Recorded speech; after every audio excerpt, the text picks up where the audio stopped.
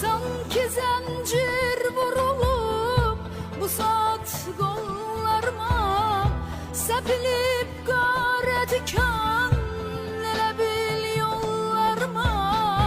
Feleğin çarkı dönüp gözümün nuru sönüp, ürey halsız döyünür, yaşamak eşkim ölüp. Budur eşkin kitabı, olmayaydı belə kaş. Hem onu bağlamışam, hem de ki kalbime daş. Ağlıma gelmez idi, ehtiyarım kıracak. Mənə bu vurduğu ot özünü yandıracak. Elə bil ömür boyu dinmemişem, bilmemişem. Sanki dünyaya mən heç bakmamışam, görmemişem. Bu hayatın yoludur, yaxşı yamanlarla dolu. Bunların fərqini mən görmemişem, bilmemişem.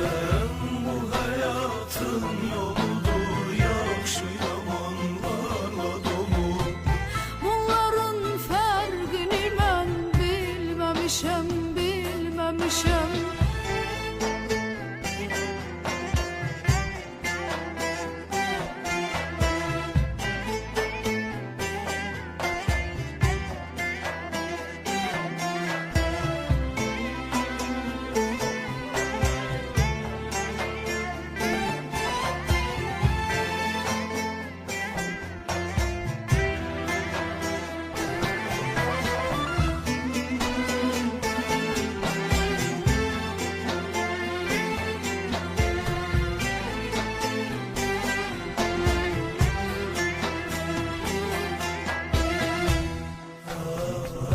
Bu şirin gözlediğim nağılın bak sonuna, meğer iblis demiyor girip insan donuna.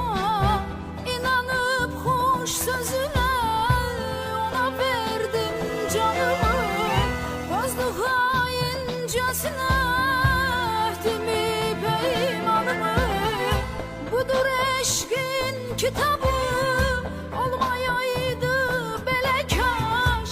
Hem onu bağlamışam, hem de ki kalbime daş. Ağlıma gelmez idi, ehtiyarım kıracak. Mənə bu vurduğu ot özünü yandıracak.